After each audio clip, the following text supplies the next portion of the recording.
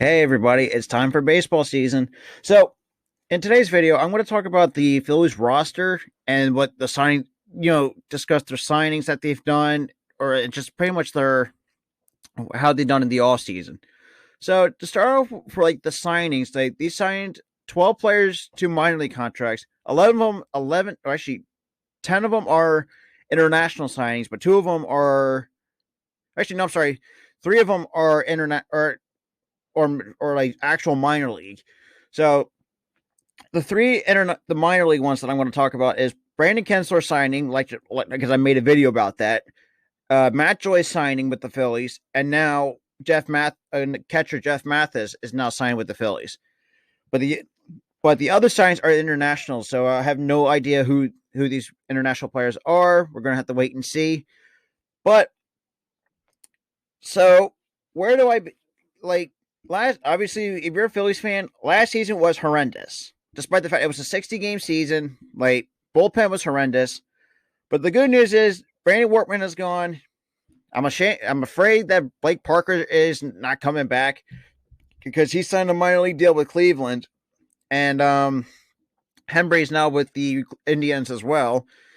So at least because we're going to get our bullpen healthy now with the additions of Archie Bradley, Jose Alvarado, maybe Chase Anderson. We're going to have to wait and see how that plays out along with Spencer Howard and Matt Moore. Now, to start off this video, I want to grade them, have an off-season grade of C, like how my fellow sports creator Fuzzy has done it.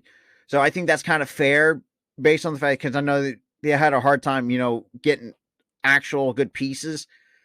So I was sort of scrolling through my, I was looking for the, like any like Phillies related stuff. So my friend Brandon Lapp, if you haven't checked out his podcast is Jab Talk Sports or Sports Talk. I'm sorry. So he put out a tweet saying, what would the opening day lineup look like? So I replied with McCutchen leading off, Seguro in the 2 spot, Bohm at 3, Harper in the cleanup spot, Remuto, JT at 5, Didi at 6, Reese at 7, Kingery at 8, and then obviously you have the pitcher in the 9 spot since the National League does not have a universal DH. We're still going to have the modified 7-inning doubleheaders and the runner on second base. Now, let's talk about that runner on the second base role. That I feel that's an unfair advantage to the. I feel that's it's one of the stupidest things ever. Like I think I was all in favor for the universal DH because we never had pitchers that were decent hitters. So that's the thing too. It's just like it's. I don't know what the players' union were thinking, but hey, at least we're getting a 162 game season, and spring training is already underway. Now, let's record predictions. My guess is between 8. I say somewhere in the mid to high 80s range. We're not there just yet because we're nothing but a wild card team at best. Like I mentioned, I mentioned on I think one of my podcast episodes. But yeah, but I'm saying like we're at least by like an 8 at best. We're an 85 win team. Because the only teams that are going to give us trouble is Atlanta, maybe the New York Mets. But the problem with the Mets, look, I'm sorry, Mets fans, but you got a good team on paper, but for some reason you can't put it together. Now, I think with the Phillies, we're stacked. We're good offensively, but the problem is now relies on our starting rotation.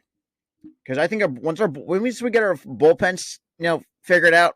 Oh, even we brought in a guy named Mike Adams, and I forgot to mention that too. So at least we got that in there. So, like I said, bullpen, I know it's going to be a much more of an improvement than it was from the last 2 years.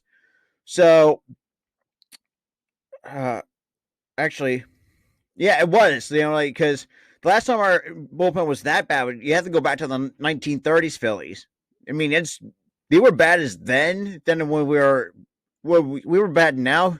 We were even horrendous back then. Like now, I think now having Dombrowski and Sam Fold, doing addressing what we need, it's really starting. I think it's all coming together. It's like you got to fit actual pieces to a puzzle. First, they started with the bullpen. Obviously you're bringing back Jose Alvarez. The fact is that now you don't have Blake Parker, another reliable bullpen guy, and Blake Parker. But I mean, there's nothing really you can do about it. But the fact that they addressed the bullpen first, like having guys like Archie Bradley, Jose Alvarado, and got some of the guys like that. I mean, it's a step in the right direction. Now you got to at least find some decent starters. You already got the first three locked down. Now you're going to need 4 and 5 to at least have at least a 4 and a 5, because I think actually I'm sorry, you need a back end of the rotation kind of guy, because I think either you can put Matt Moore in the 5 spot, or actually no, put Spencer Howard in the 5 spot, and then have Matt Moore in the 4, like I mentioned it when he signed with the Phillies. But in I'm excited, as much most Phillies fans are. Hopefully they can do a lot when they finish the season. I really hope they can do better than they were 2 years ago, or last season and the season before. So with that, if you like what I put out, make sure you hit the like button. Make sure you subscribe with the notification bell on. Leave your thoughts in the comment section down below, and give me your thoughts on what the Phillies have done this offseason. And you could also tell me or put in the comment section what else they can need. Like, I would love to hear what your guys' thoughts are. So with that being said, thank you so much for watching. I'll see you next time.